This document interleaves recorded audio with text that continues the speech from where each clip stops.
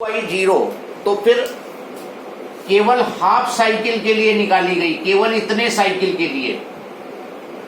अब ये जीरो नहीं होगा, अब इसकी कुछ वैल्यू आएगी। तो average value for half cycle, इसको मीन वैल्यू भी बोलते हैं।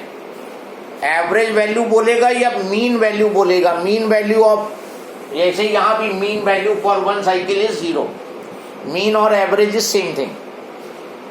Average value for half cycle 0.637 times peak value. Peak value का 63.7% जो है वो उसकी हाफ साइकिल में एवरेज वैल्यू होती है। जैसे यहां पे देखो तो ये तुम्हारा 50% हुआ, यहां कहीं पे ये एवरेज वैल्यू लाई करेगी, इसकी एवरेज वैल्यू यहां कहीं पे लाई करेगी 50 के ऊपर 63.7%। और करंट का अगर एवरेज वैल्यू हाफ साइकिल के लिए पूछे, ये हाफ लिख दिया है, that will B 0.637 peak value. ये डायरेक्ट तुम्हें याद होना चाहिए एक नंबर के क्वेश्चन के लिए। एवरेज वैल्यू और mean value for one complete cycle is 0 and for half cycle is 63.7%.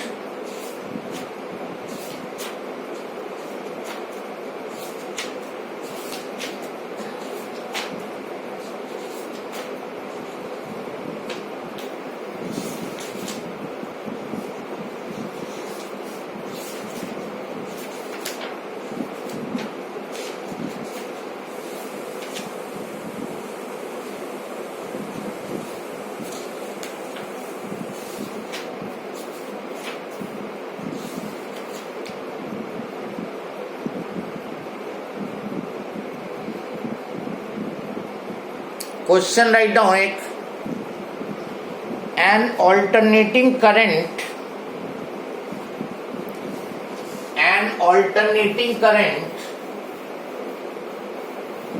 is given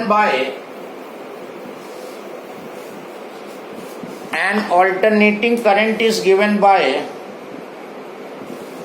I is equal to 50 sin 100 pi t।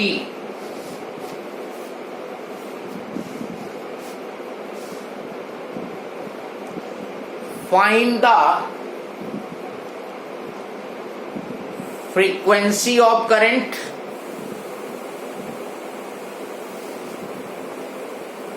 comma mean current during positive half cycle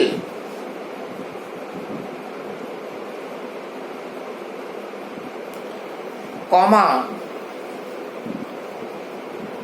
virtual current comma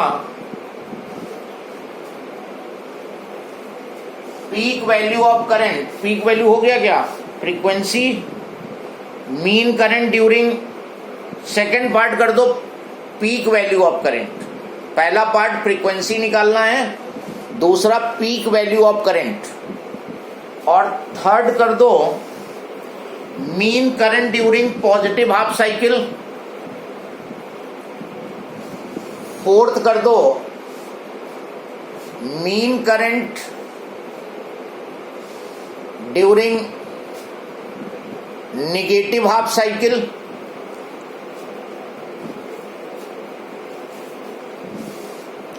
next part कर दो current at t is equal to 1/100 second and t is equal to 1/300 second। मतलब 0.01 second पे क्या current होगी और 1/300 second पे क्या current होगी। So you are given alternating current equation।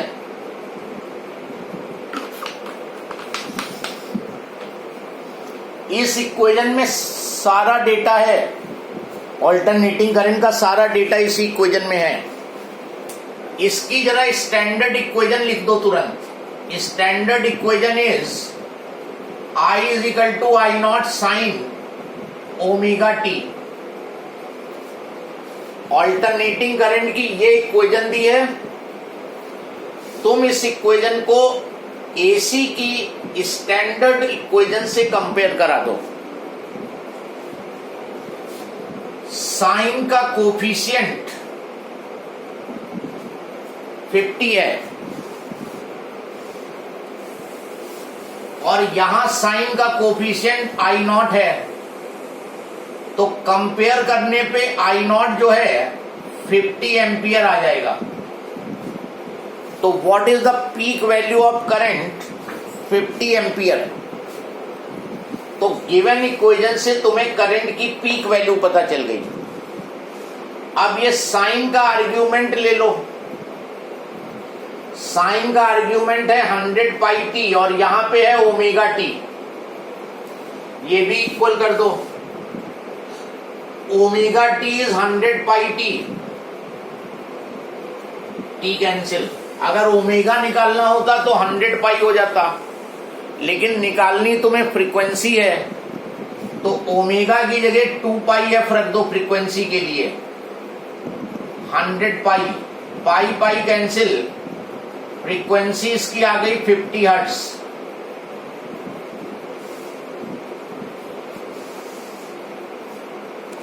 तो जो ये एसी करंट तुम्हें दी है, इसकी पीक वोल्ट करंट जो है 50 एम्पियर है और जो फ्रीक्वेंसी है वो 50 हर्ट्ज है। इसका मतलब 1 सेकंड में 50 टाइम्स करंट पॉजिटिव होगी और 50 टाइम्स करंट निगेटिव होगी। 50 हर्ट्ज फ्रीक्वेंसी का मतलब है कि 1 सेकंड में current 50 times positive polarity acquire करेगी और 50 टाइम्स निगेटिव पोलैरिटी एक्वायर करेगी।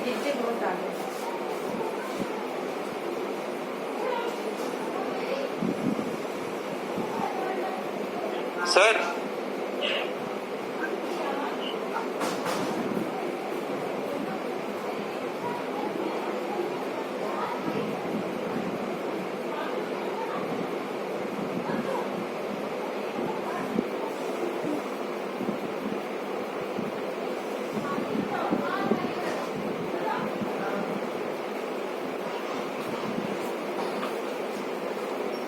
तो 50 times positive and 50 time negative. What is the next part? Next part क्या करना है? हाँ, yes,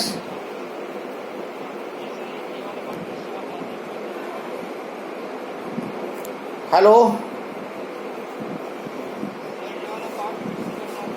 hello, now sound is not coming, you have to rejoin.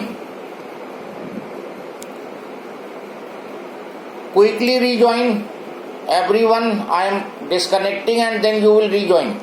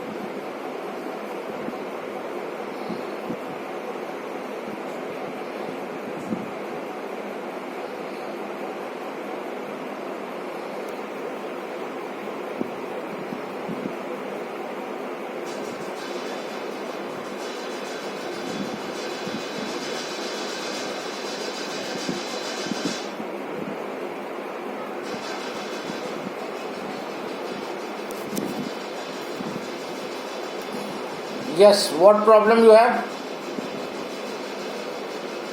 Shivansh, तो ये जो आपने अभी बताया ये फिर से बता दीजिए, आपने मतलब कैसे किया ये बता दीजिए सर। ये इक्वेशन दी है करंट की। The current in the circuit is given by this equation. ये तो क्वेश्चन में गिवन है। तुम्हें इस करंट के बारे में डिफरेंट चीजें फाइंड करनी है जो उसने क्वेश्चन में पूछी हैं। तो स्टैंडर्ड इक्वेशन लिखो। What is the standard equation we have derived for the current. Check करो पीछे करंट की स्टैंडर्ड इक्वेशन थी I is equal to I naught sine omega t. Yes, तो अब क्या करना है तुम्हें कि साइन का जो कोफिशिएंट है, साइन के पहले वाला जो पार्ट है उसको यहां के साइन के पहले वाले पार्ट से इक्वेट कर दो। तो आई नॉट 50 हो गया, और जो साइन वाला टर्म है उसको साइन वाले टर्म से इक्वेट कर दो। और ओमेगा जो होता है वो 2 पाई एफ होता है, तो फ्रीक्वेंसी निकाल दी। देखो इक्वेशन बिल्कुल सेम है, ये आई है ये आई है, तो साइन के पहले का इधर साइन के पहले का इधर बराबर होना चाहिए। यहां साइन के बाद की वैल्यू और ये साइन के बाद की वैल्यू बराबर होनी चाहिए। गॉट इट और not? Yes sir. Okay, now we have calculated the peak value and we have calculated the frequency. Then he is asking what is the mean value of current for positive half cycle. Mean current during positive half cycle. Positive half cycle में mean current क्या होगी? तो mean current का formula भी हमने तुम्हें बताया था, I average half 0.637 times peak current. और अगर पॉजिटिव हाफ साइकिल की बात करेगा तो पॉजिटिव वैल्यू रहेगी, क्योंकि ये करंट इस टाइप की है, तो पॉजिटिव हाफ साइकिल में वैल्यू पॉजिटिव होगी। तो ये सॉल्व कर दो, 0.637 और I not you have calculated 50। इसको सॉल्व करके that will be the answer for mean current for positive half cycle. Check करो, it should be coming I think 31.8 ampere. और इसी तरह सेकेंड पार्ट में इससे हमने कहा है mean current during negative half cycle पूछे। अब तुमसे एक ही पूछेगा वो, चाहे पॉजिटिव में पूछे चाहे निगेटिव में पूछे, हमने तो दोनों तुमसे पूछ लिए हैं। तो याद रखना होगा कि अगर पॉजिटिव वाले में तो कोई प्रॉब्लम नहीं है, निगेटिव वाले में निगेटिव लगाना जरूरी होगा, क्योंकि वैल्यू निगेटिव होगी।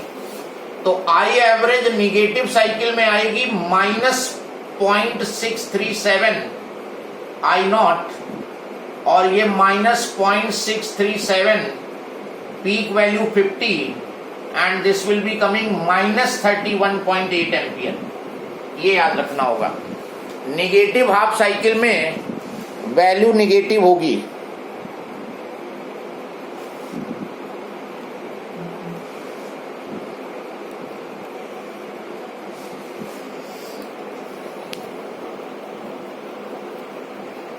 नेक्स्ट पार्ट हमने क्या बोला है? Yes, next part is value of current at t is equal to 1/100 second.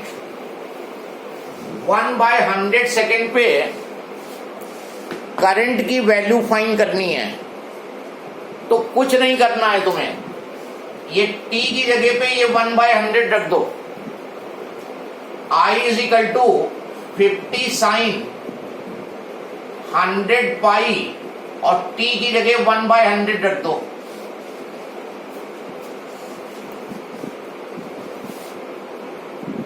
ये 100 कट गया, 50 साइन पाई, और साइन पाई होता है -1, सॉरी साइन 180 is 0। तो जो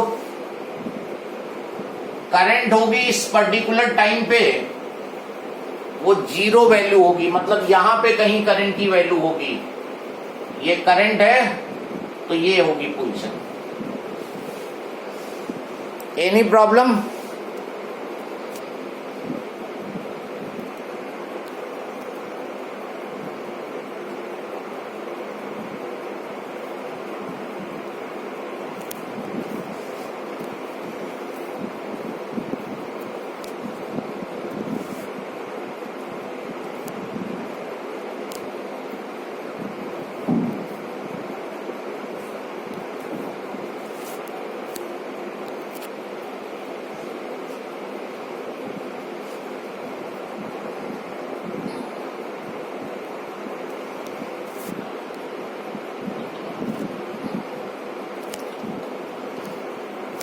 Now,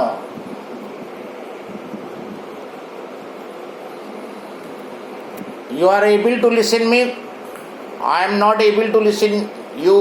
That's no problem.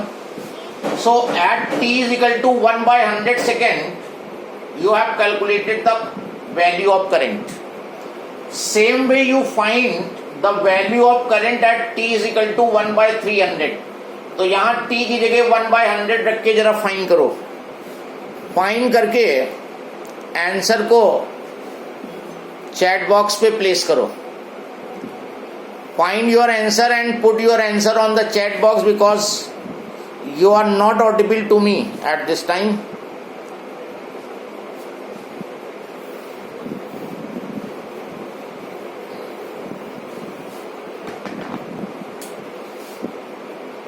Eight t is equal to 1 by 300 second put कर दो यहां t की value. I is equal to 50 sine 100 pi और t की जगह 1 बाई 300 रख दो। पाई बाई 3 का मतलब होता है 180 बाई 3 साइन 60 डिग्री। तो answer will be 50√3 by 2 ampere. So this is the answer for the second part, 25√3 ampere। 25√3 ampere ये लिख दो या 25√3 ampere लिख दो और it will be coming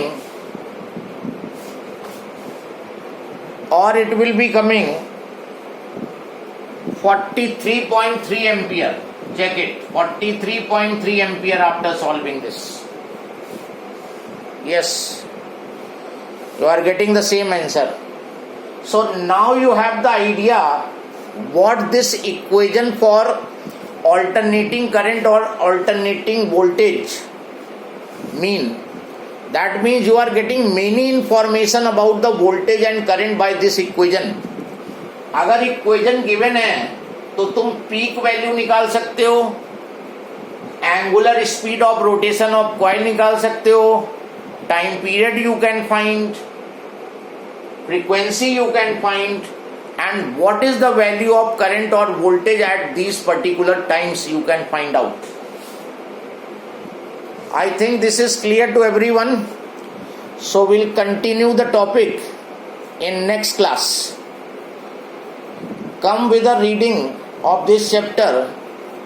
This is quite long chapter and this is very important chapter. In examination you will be getting 5-6 mark question from this chapter. And once if you understand this chapter, this will be very easy. And if you are not understood this chapter, then it will be very tough. You will think of leaving the chapter in the exam.